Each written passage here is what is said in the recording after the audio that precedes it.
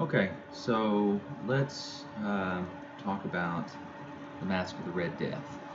Written in 1842, um, it is often, when you think about it, people think about Edgar Allan Poe, they think of things that he's written, they think of, The Telltale Heart and The Raven and some of his other poetry, The Cask of Amontillado, The Black Cat, some of the other stories that he wrote. The Fall of the House of Usher and the Premature Burial. But this one sometimes is overlooked, and I think it's really a shame. Um, for me personally, I think it's one of his best. Um, and so let's dive right in and talk about it. So in the very first paragraph, Poe, the author narrator here, tells us that this something called the Red Death had devastated the country. So it says, no pestilence had ever been so fatal or so hideous. Blood was its avatar and its seal, the madness and the horror of blood. Okay, so this disease was ravaging the country where this takes place. And he says, and it even describes what happens when you contract this disease. It says there were sharp pains and sudden dizziness and profuse bleeding at the pores with dissolution. So you had sharp pains, dizziness, you started to bleed from your pores on your body, which think about all the pores, okay? With dissolution, so to dissolve, basically kind of just dissolve. It says the scarlet stains upon the body and especially upon the face of the victim were the pest ban which shut him out from the aid and from the sympathy of his fellow men. So when you'd see somebody with blood on their face and obvious signs of the disease, it was a pest ban, which means no one wanted to be around you. Obviously, it's not hard to see that. And the whole seizure, progress, and termination of the disease were incidents of half an hour. So once the symptoms showed up, you had about 30 minutes and you were gone. So you couldn't get any help from anyone, no sympathy. Um, Really awful. Um, it's interesting now that with this whole COVID-19 thing, certainly not nearly as bad as what's being portrayed here, but it's just something to think about. And well, we'll get into something about that a little bit later. And so then you have this character named Prince Prospero, who is, um, um, okay, sorry, dog. But Prince Prospero, as it says here, was happy and dauntless and sagacious. Now, the thing about Poe is when you read his works, it's important that you keep a dictionary next to you so you make sure you understand some of the words he uses. But he was happy. He was dauntless, which means he was not a coward. And he was sagacious, means he was wise. To be sage, to be sagacious means to be wise. And so he calls in a lot of his friends from among the knights and dames of his court. So typically it sounds like the upper crust people to one of his abbeys, which is in fact, it was a vocabulary word I think we had. But an abbey is a kind of like a castle. It's a housing place. So he calls all those friends in there, and they wall up. Well, there's a wall, but they close all the doors, and they basically weld them shut. So that, and in fact, it says here, they resolve to leave means neither ingress nor egress to the sudden impulses of despair or of the frenzy of frenzy from within. So you couldn't ingress and you couldn't egress. Those are fancy words for going in and out. So an egress, you go out. You ingress, you go in. So no one could get in and no one could get out. So if it was terrible on the outside, you couldn't get in, and if something really bad went on the inside, guess what? You couldn't get out. Okay, so they did that as a means to protect them from this Red Death, right? So it says that the abbey was amply provisioned, which means they had enough food and water. With such precautions, the courtiers might bid defiance to contagion. They can say, we defy you, Red Death. We can stay here. And so inside, the prince had provided all types of entertainment. There were buffoons, which are like clowns, improvisatori, which are like actors putting on plays, ballet dancers, musicians. They had wine, They had everything in peace and security within, and without was the Red Death. So inside was all nice and wonderful, and on the outside, the Red Death was there, and that was without. So they were in the 5th or 6th month of seclusion when Prince Prospero, decides to have a masked ball. That's why it's called the Masque of the Red Death. It's a play on words. Masque meaning like a masquerade where everybody dresses up, and that's what that's what the kind of party it is. And there's a really long paragraph here towards the middle of the story here, where it talks about the masquerade. It says it was a voluptuous scene. I mean, it was full, and it was just, it's kind of voluptuous, kind of hard to describe, but it just means full and active. And so then Poe goes into the narrator, but Poe wrote it. He spends a lot of time describing the way that the rooms were set up. They talk about these apartments. In fact, I think they called it an imperial suite. So there were 7 rooms, okay, and they all went from east to west, okay. But it says that usually the imperial suite were 7 apartments this way, and you could, if you were in this apartment, if you stood up on a chair, you could, if there's a lot of partiers, you could see down at the other end. But the way that Prince Prospero, because he was a little eccentric, a little weird, he made it where you couldn't see into the next room, the way that the rooms were situated. So it kind of went in like a half circle almost, I guess that's the way to describe it. And each one of them were colored, and they had stained glass that fit the color of the room. So if you look at it, it says that the eastern extremity was hung in blue, and the windows were blue, and then it was purple, and then it was green, and then it was orange, and then it was violet, which is a very dark purple. And the 7th had tapestries that were hung from the ceiling to the floor. Tapestries with this thick garment-like material, almost like carpet, and they would hang them on the walls because these castles, you had stone walls. You'd have these tapestries put up to make it look nicer, also for warmth and things like that. There's some famous tapestries that you can see in museums. But in the 7th chamber, it was different from all the other ones because everything was in black. And the windows there were not black. They were actually scarlet, which is a deep red, as it says here, a deep blood color, right? So you have these rooms, okay, and it was beautiful. You had chandeliers, all kinds of stuff. There was no light really coming into that room because of the color of the panes of the stained glass.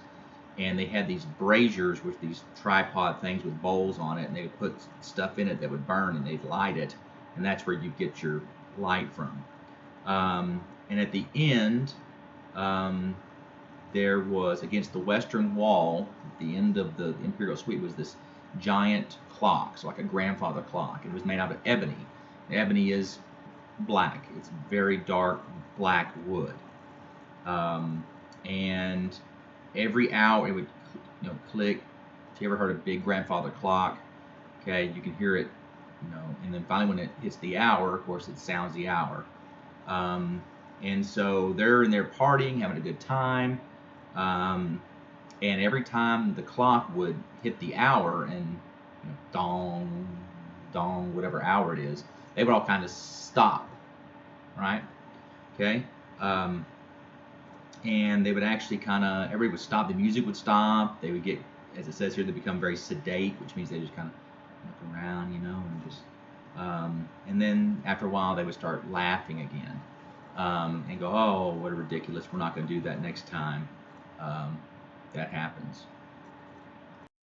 Okay, so after they would get, they would have moments of fear, then they would actually go, oh, this is ridiculous, and we're not going to worry about this anymore. And it talks about being a magnificent revel. It was a huge party. The Duke had asked everybody to dress up for this masquerade and pretty much have whatever license you wanted, which means you could dress up however you wanted. So in one paragraph, it talks about how you have to really pay attention to what Poe says here, and make sure you have that that dictionary close in case you don't know what a word means. It says to make sure that they were grotesque. Okay. So he said that he wanted to make sure that the costumes were grotesque. Now, what does that really mean? I mean, we hear the word grotesque, we think, oh, that's disgusting, oh, that's grotesque.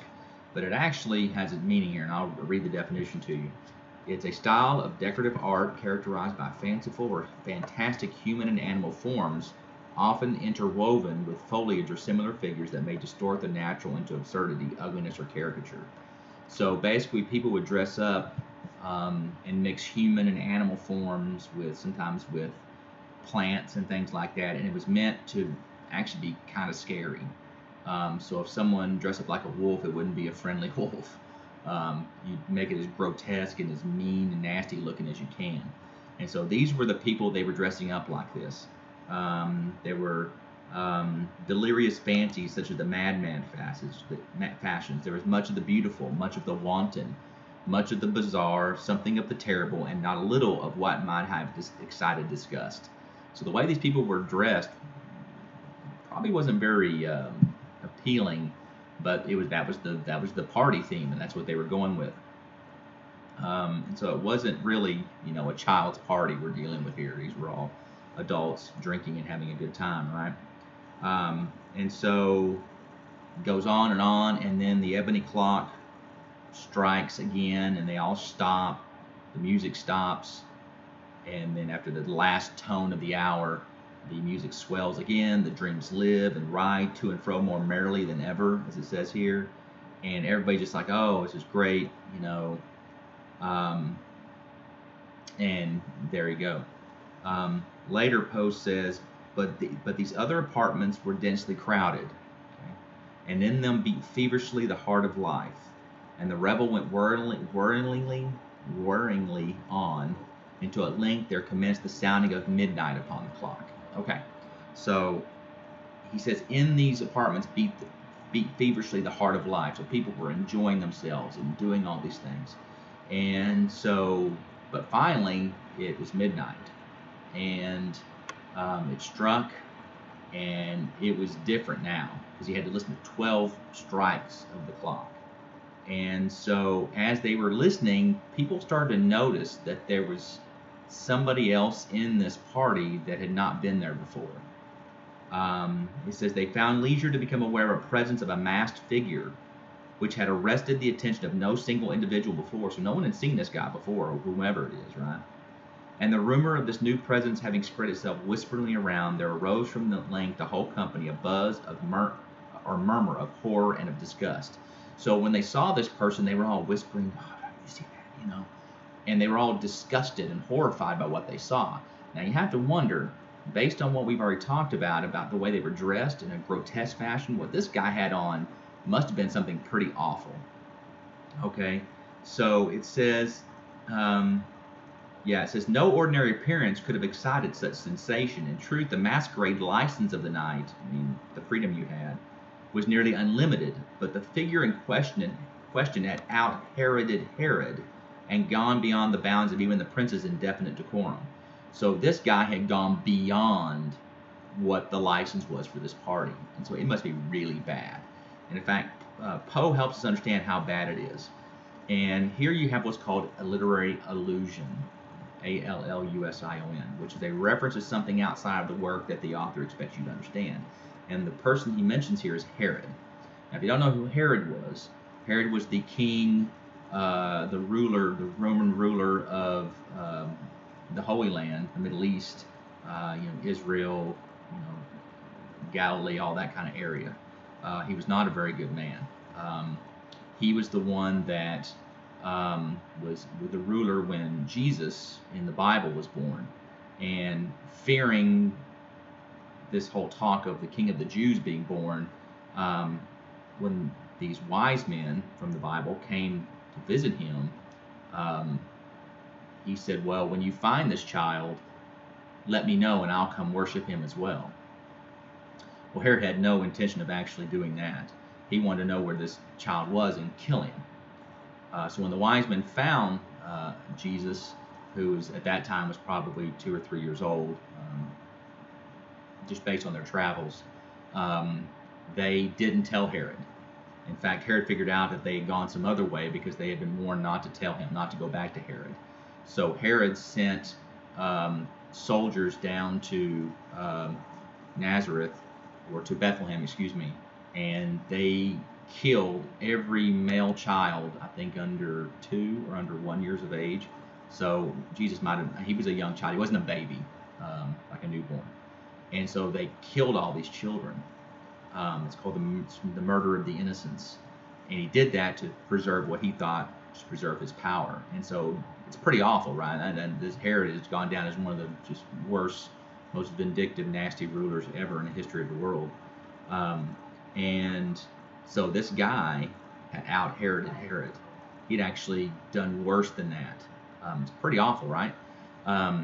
This guy in the party, the way he's dressed. So the best way I could describe it is like, you wouldn't dress up like Hitler. I mean, that's pretty bad, right?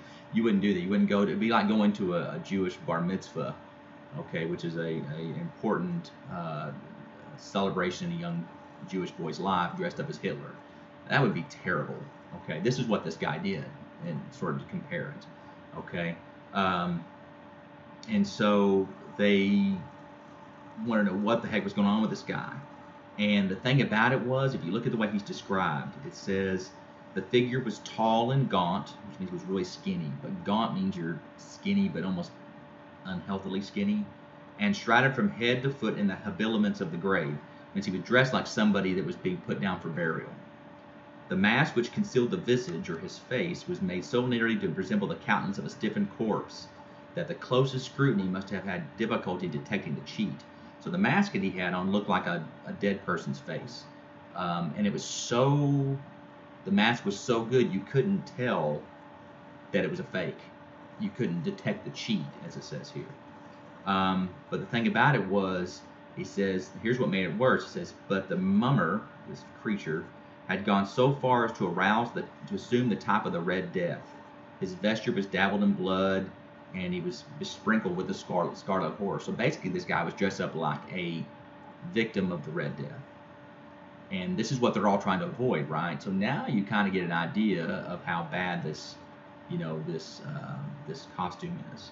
And of course, the prince sees this, and he is upset. He says, "Who dares insult us with this blasphemous mockery? Seize him and unmask him, that we may know whom we have to hang from the battlements." So they're going to arrest this guy, take him, okay, and hang him, because he's blasphemed. He's done this horrible thing to insult them this way. But no one would grab him. They were so freaked out by his appearance that they wouldn't touch him. And he walked, they call it the mummer, the creature, whatever it is, walks down, and no one would grab him. And he walked through each chamber, from the blue to the purple, to the purple to the green, to the green to the orange, and again to the white, forgot about the white, and even to the violet, ere a decided movement was made to arrest him, or to stop him. To arrest means to stop. And so no one would touch him. So he walked through all these 7 rooms, and no one would grab him. So finally, Prince Prospero, who is angry at himself for not doing something himself, grabs a dagger, and he goes after this creature, the person. And as he goes into the 7th chamber, the mummer, the person, turns around and just looks at him, and that's when Prince Prospero shrieks. He drops the dagger, and he falls down dead. And then all the other revelers and all the party goers are like, "Oh my gosh, look what happened, let's get this guy." So they go in, and they try to seize the mummer, whose tall figure stood erect and motionless within the shadow of the ebony clock. And they grabbed at him, right? They were mad.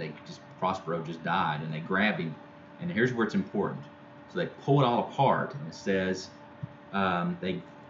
let's see. The tall figure stood erect and motionless within the shadow of the ebony clock, gasped in unutterable horror at finding the grave cerements and corpse-like mask, so his outfit and his mask, which they handled with so violent a rudeness, untenanted by any tangible form. And here's where kids sometimes get mixed up, like, what the heck just happened? Well, untenanted. If something is tenanted, that means there's something in it. Like if you're a tenant, you live in an apartment building, you're a tenant, you live there. So when they pulled all the stuff off, it was untenanted by any tangible form. Tangible means you can touch it. There was nothing there when they pulled all the clothes off. And then the last paragraph, which I think is one of the best Poe ever wrote. And now was acknowledged the presence of the Red Death. He had come like a thief in the night, and one by one dropped the revelers in the blood-bedewed halls of their revel, and died each in the despairing posture of his fall. And the life of the ebony clock went out with the last of the gay, and the flames in the tripods expired, and darkness and decay and the Red Death held illimitable dominion over all. So the figure that had shown up was actually the Red Death, and it come and got him. Okay, so it's one of my favorite stories because of the fertility and the beauty of the language that Poe uses, but also the story. This is different from so much of other stuff he wrote because almost everything in it is symbolic. So this was a review of basically the structure of the story and how the story went. Check the other video. We'll talk about symbolism. Okay.